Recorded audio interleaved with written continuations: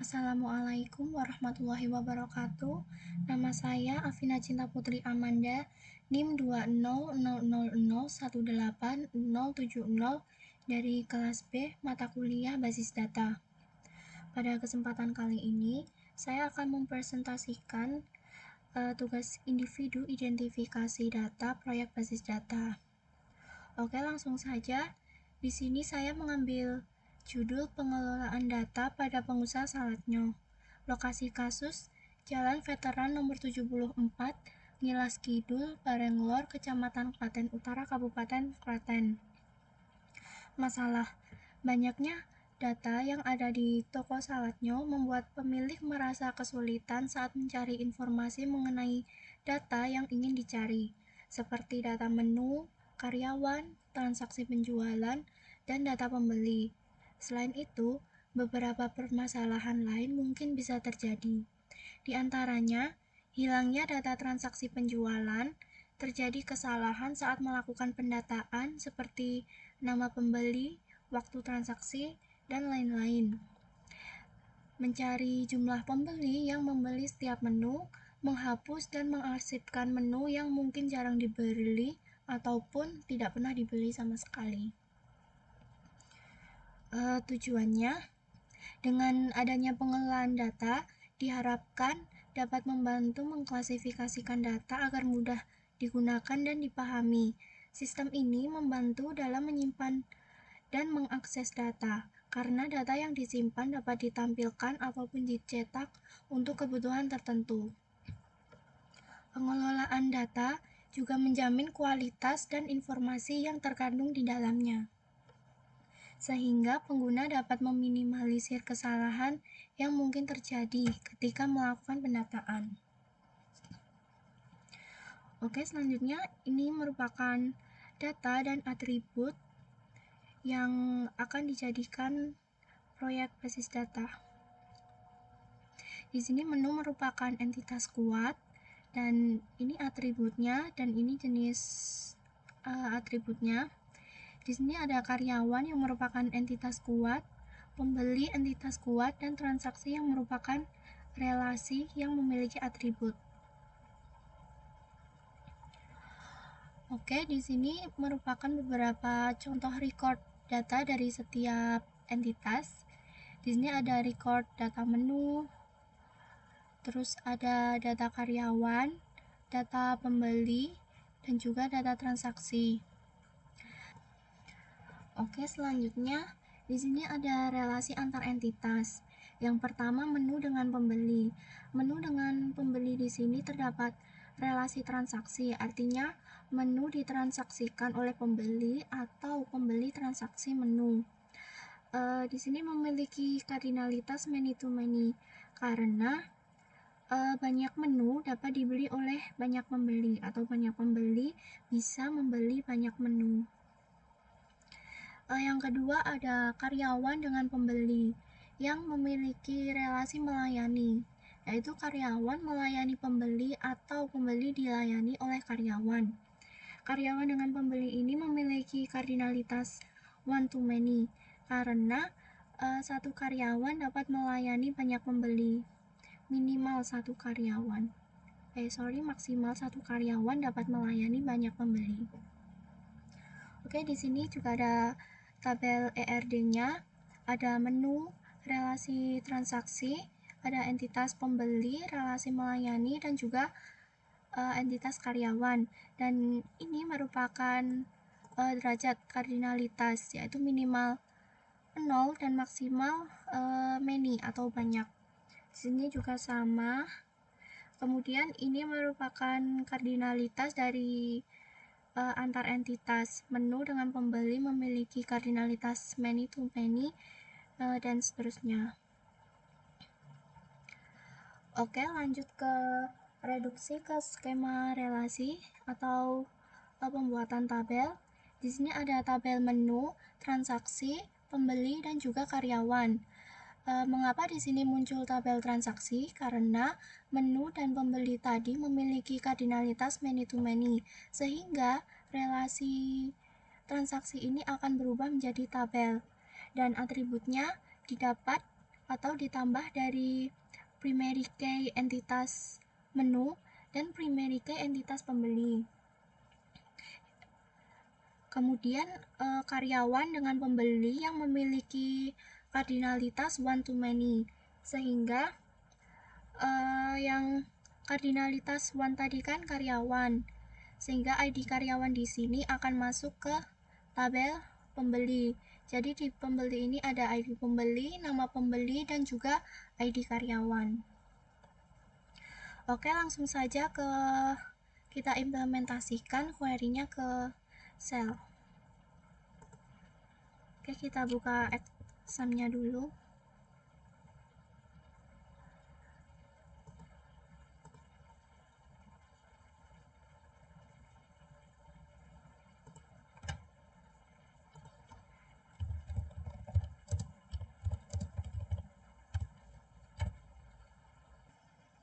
Oke, dalam sel ini kita bisa menuliskan semua query yang digunakan untuk membuat suatu database, dan semua query sudah saya tuliskan di notepad sehingga nanti bisa langsung di copy paste supaya menghemat waktu. Yang pertama ada DDL atau Data Definition Language, yaitu suatu standar perintah untuk menentukan perbedaan struktur data dalam suatu database. Sebelum menuju ke database, kita harus membuat database terlebih dahulu, yaitu dengan query create database, kemudian nama databasenya. Selanjutnya, untuk melihat apakah database ini ada, kita menggunakan query show database.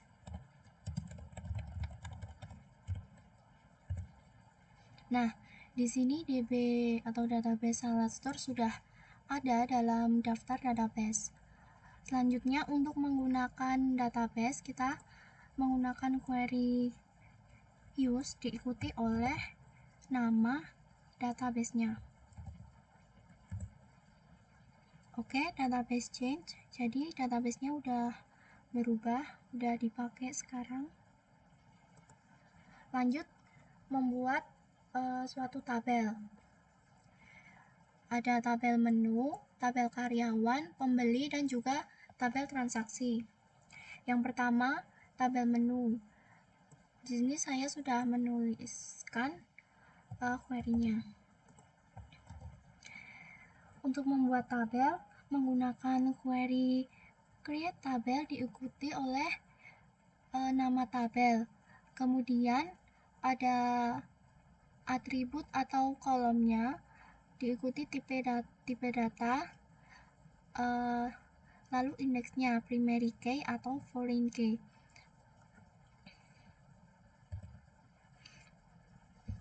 Oke, berhasil ya.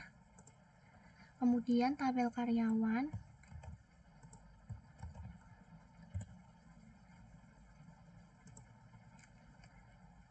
tabel pembeli,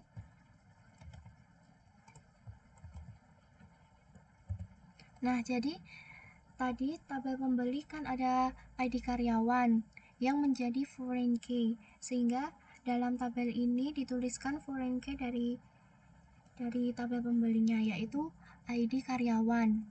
Dengan menambahkan foreign key, ID karyawan, references karyawan atau nama tabelnya karyawan, dan primary key dari karyawan, tabel karyawan.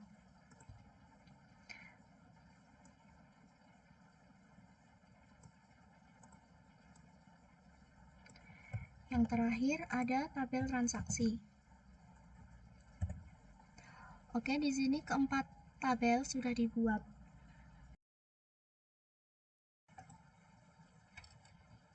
Oke, lanjut sekarang masuk ke DML atau Data Manipulation Language, yaitu suatu bahasa yang digunakan untuk mengakses dan memanipulasi data. Ada select, update, insert, dan delete. Oke, sekarang kita pertama harus melihat struktur tabelnya dahulu menggunakan query dash menu dash diikuti oleh nama tabel. Nah, ini merupakan struktur tabel menu. Lanjut, struktur tabel karyawan.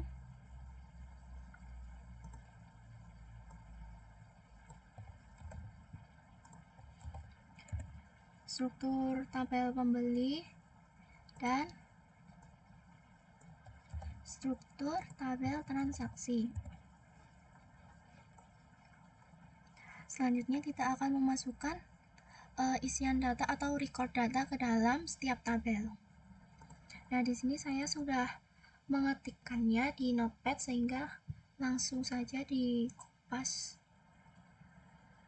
Oh ya, query-nya insert into nama tabel values. Kemudian langsung saja dituliskan recordnya sesuai dengan kolom yang ada dalam tabel. Yang pertama ada isian dari tabel menu.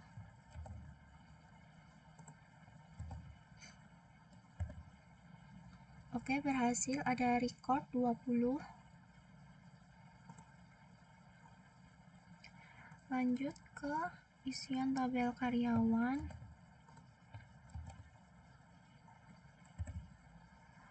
Oke, berhasil. Terus tabel pembeli.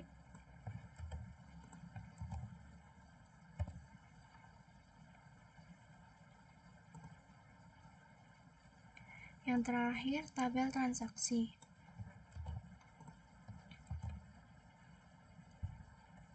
Oke, berhasil juga. Kemudian kita bisa melihat setiap isian data yang ada di tabel ini menggunakan select. Select yaitu digunakan untuk mendapatkan informasi atau record dari suatu tabel. Seperti ini contohnya, select bintang from diikuti oleh nama tabel.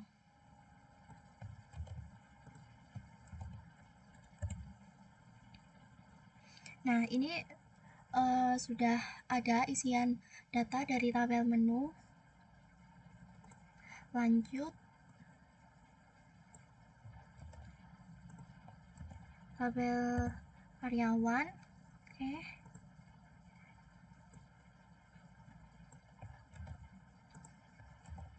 Tabel pembeli. Oke.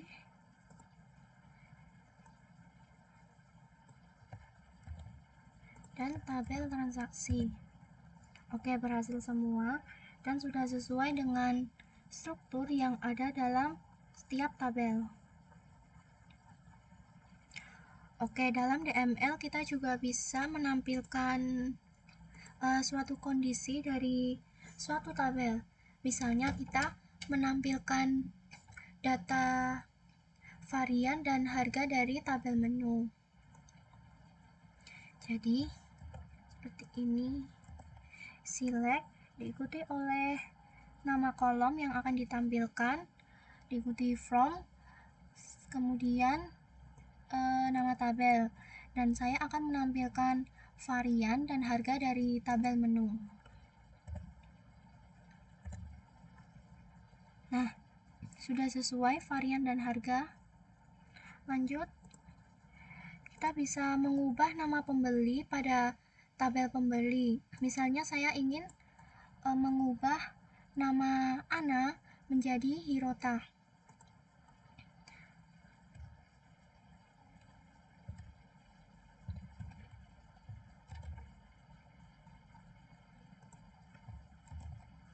Nah, menggunakan query update diikuti nama tabel, set nama kolom yang akan diubah, where kondisinya Ana di sini merupakan memiliki ID pembeli P019.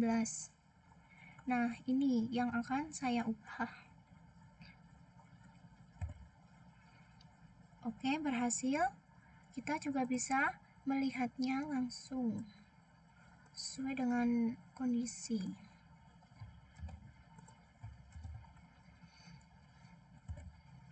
Nah, di sini nama Ana sudah berubah menjadi Herota.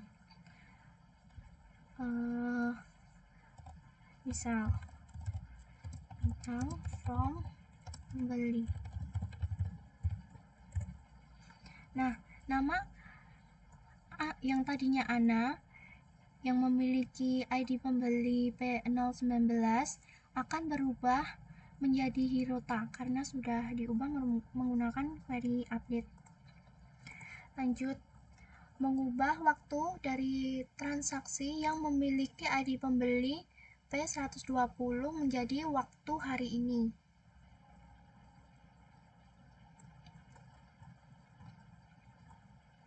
Sorry, ini maaf 020.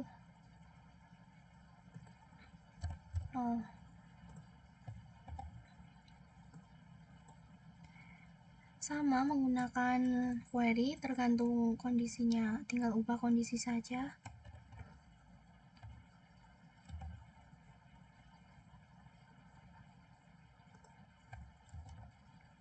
Nah, update transaksi set waktu current date merupakan waktu hari ini.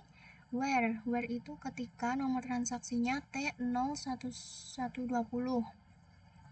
Sebelumnya di T120 ini kan waktunya 2021 bulan 12 tanggal 31. Nah, ketika diubah akan menjadi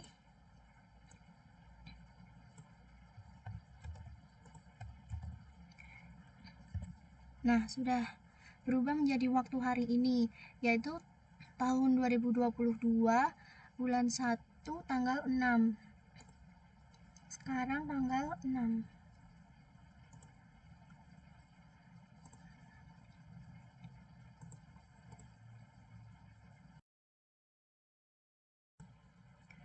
Oke, selanjutnya masuk ke fungsi agregat. Fungsi agregat merupakan suatu fungsi yang bisa melakukan perhitungan matematika atau aritmetik menggunakan beberapa nilai dan mengembalikan suatu nilai tertentu. Fungsi agregat itu ada bermacam-macam, ada count, ada max, min, average. Oke, langsung saja masuk ke contohnya. Untuk count bisa menampilkan jumlah pembeli yang membeli menu dengan kode menu S011.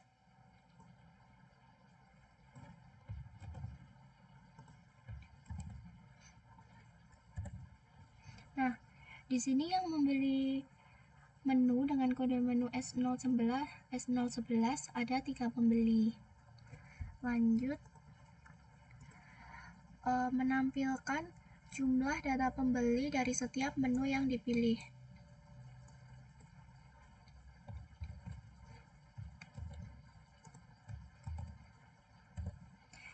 Nah, di sini ada kode menu dan ada jumlah pembeli yang membeli menu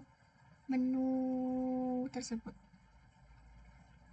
Misalnya S013 pembelinya 1, kemudian S016 pembelinya 2, S011 pembelinya 3, sama seperti yang sebelumnya, sama seperti ini, dan S012 pembelinya 3, dan seterusnya. Terus ke menggunakan fungsi max bisa menampilkan harga max atau harga tertinggi dari tabel menu. Query-nya select diikuti max dan dalam kurung di sini merupakan data yang akan dicari. S harga underscore max merupakan nama tabel baru, from diikuti oleh nama tabel. Nah, harga max di sini sebagai S. Nah, semua harga dari tabel tersebut memiliki harga tertinggi 60.000. Terus ke min. Min contohnya menampilkan harga min atau harga paling rendah dari tabel menu. Tadi kan menampilkan harga tertinggi. Kalau sekarang menampilkan harga terendah.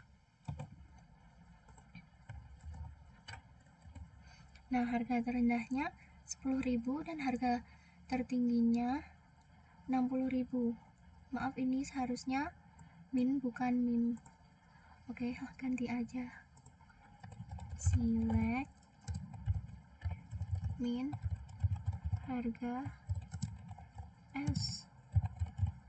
harga min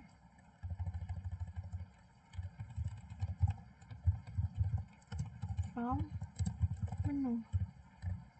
Nah, udah harga min. Oke, lanjut ke average atau rata-rata. Nah, saya ingin menampilkan rata-rata harga menu yang lebih dari 25.000. Tandanya ini.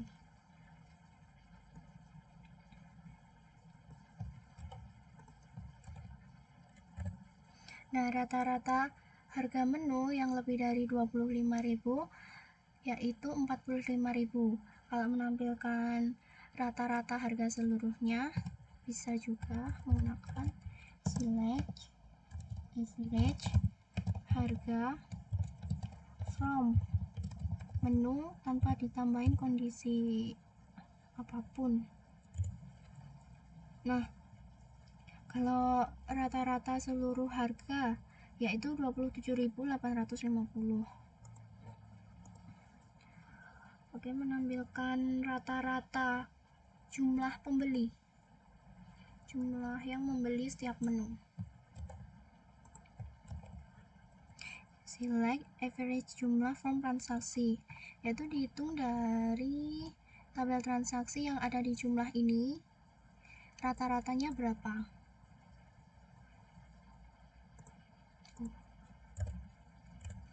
Nah, rata-ratanya 2,65.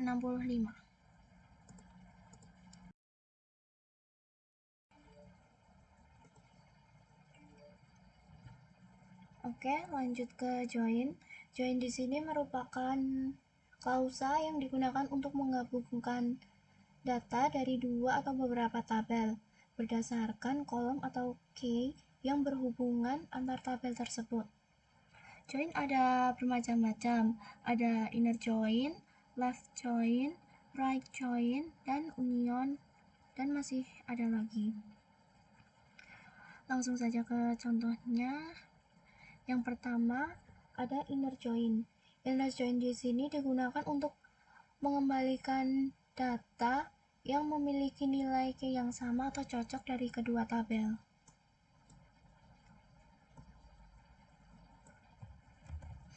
Nah, seperti ini.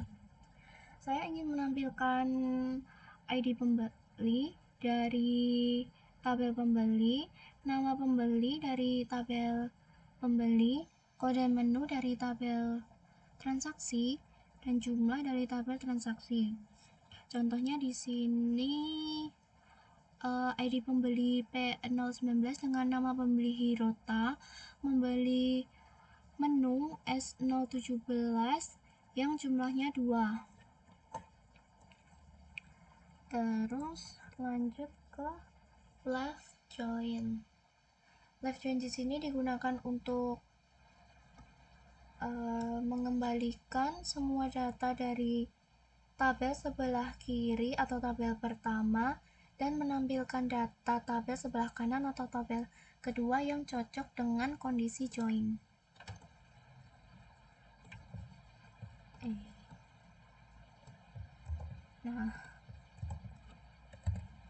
Nah, seperti ini. Dalam left join di sini, apapun ditampilkan dalam tabel, maupun itu dibeli ataupun tidak. Seperti ini ada nulnya. Oke, contoh langsung saja contohnya.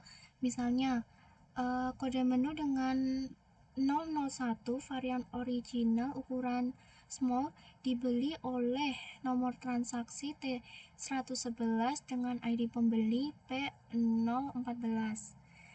Langsung saja cek ke tabel transaksi dengan transaksi T111. Oke. Transaksi Nah, ini T111 membeli dengan ID pembeli P014 membeli kode menu dengan kode S001 dengan jumlah 6. Sudah sesuai dengan yang di join.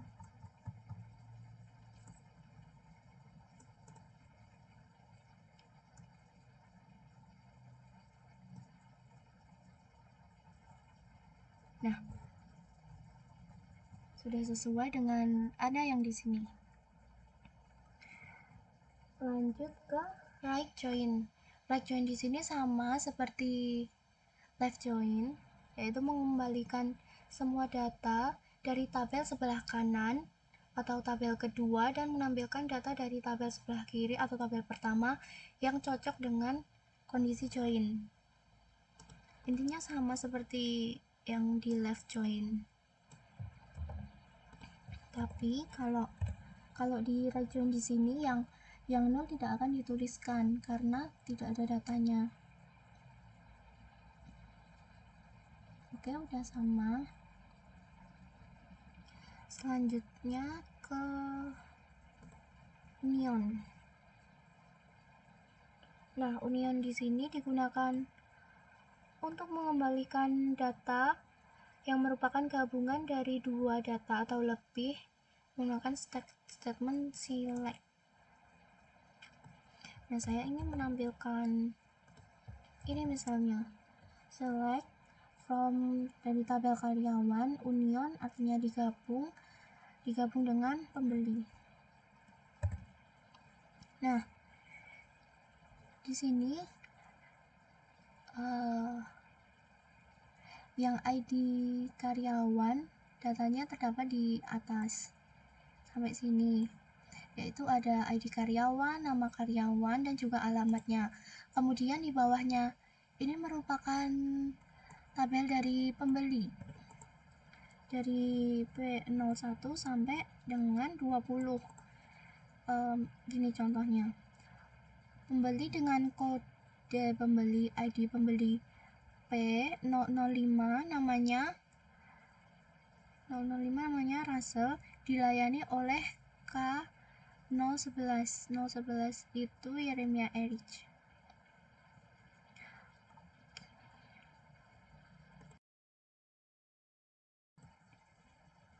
Oke, lanjut ke subquery. Subquery di sini merupakan suatu query yang berada di dalam query yang lain atau bisa disebut dengan nested query.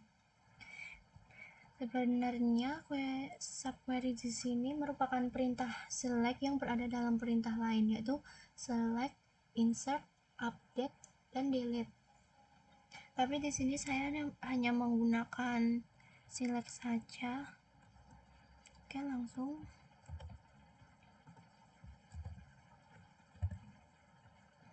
Nah, di sini saya akan menampilkan nomor transaksi, ID pembeli, kode menu, dan jumlah dari transaksi. Ketika nomor transaksi, in select nomor transaksi, from transaksi where jumlah lebih dari 3. Nah, di sini sudah sesuai dengan kondisi yang ada di query ini. Dengan yang beli lebih dari 3, ada 4, 3, 5, dan seterusnya, lebih dari atau sama dengan 3. Oke, sekarang lanjut ke trigger. Trigger dalam database itu merupakan kode prosedural yang secara otomatis dijalankan untuk menanggapi perubahan tertentu pada tabel tertentu atau tampilan dalam database. Misalnya saya ingin menghapus menu yang jarang dibeli ataupun tidak pernah dibeli. Sebelumnya saya akan membuat tabel baru terlebih dahulu dengan nama arsip menu atau menu yang diarsipkan. Nah, seperti ini. Atributnya ada kode arsip, ada kode menu. Kode menu maksudnya kode menu yang akan diarsipkan. terus ada varian, ada harga, dan delete at atau dihapus pada kapan gitu. Nah, kita bisa melihat struktur tabelnya. Archive menu. Nah, ini strukturnya. Langsung saja ke pembuatan triggernya.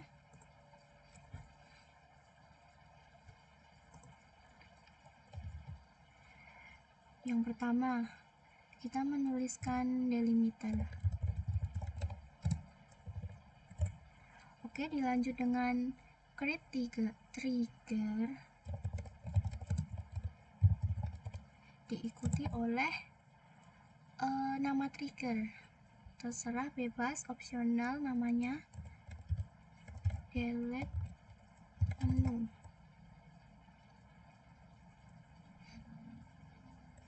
Nah, dalam trigger ini saya menggunakan kondisi after delete,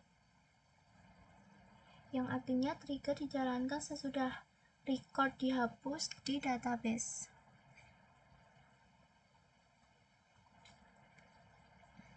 Nah, after delete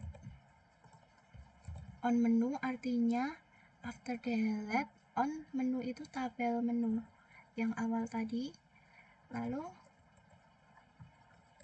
for each row begin, diikuti oleh insert into arsip menu atau insert into untuk memasukkan record ke dalam tabel arsip menu atau menu yang diarsipkan di tabel baru tadi. Set kode menu sampai ini,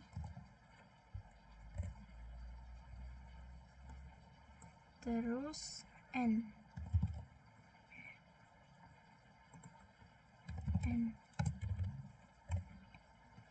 Nah, oke, berhasil. Jadi di sini insert into arsip menu atau memasukkan data ke arsip menu, yaitu set isinya kode menu, alt kode menu itu berarti tidak ada perubahan atau menggunakan kode menu yang sebelumnya, varian juga, harga juga, delete at yaitu now, delete sekarang. Oke, lanjut. Ini delimiter lagi. Nah, sekarang menuliskan menu yang akan di delete atau dihapus. Dan saya ingin menghapus menu dengan kode menu S018. Oke, berhasil. Langsung saja dilihat. Nah, di dalam tabel baru atau tabel ini arsip menu. Nah, di sini dituliskan menu yang dihapus. Kode menunya S018, variannya Galis dan seterusnya.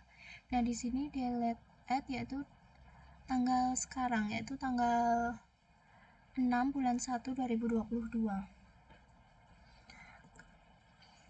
Coba lihat di tabel menu, select bintang from menu. Nah, di tabel menu ini kode menu S018 dengan varian Galis sudah tidak ada lagi karena sudah dihapus dan diarsipkan dalam tabel arsip menu. Seperti itu contoh dari trigger. Oke, lanjut yang terakhir yaitu ke prosedur. Dengan contoh menambah menu. Saya ingin menambahkan menu dengan prosedur. Seperti trigger harus menuliskan delimiter terlebih dahulu. Lanjut ke create procedure.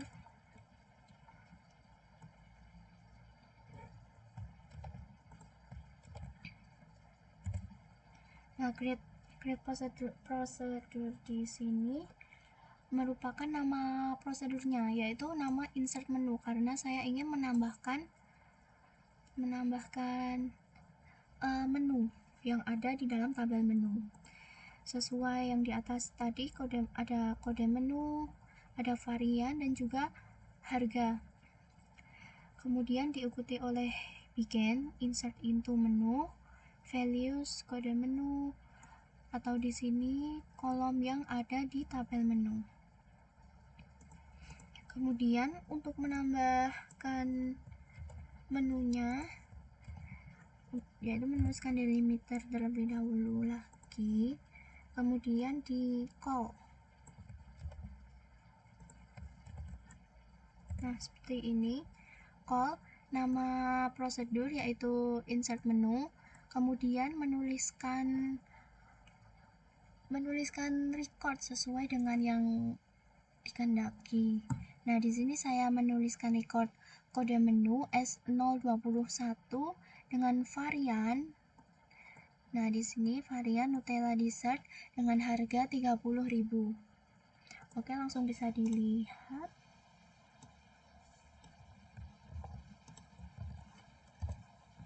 Nah, sudah muncul dalam tabel menu yang tadinya S021 dengan varian Nutella dessert belum ada, tetapi pada saat saya menambahkan menu dengan prosedur dan menambahkan data seperti ini akan muncul dalam tabel menu. Oke, sekian presentasi dari saya. Apabila ada kesalahan atau penjelasan yang kurang jelas, mohon dimaafkan. Dan semoga apa yang saya sampaikan bisa berguna bagi kita semua. Amin. Sekian, terima kasih. Wassalamualaikum warahmatullahi wabarakatuh.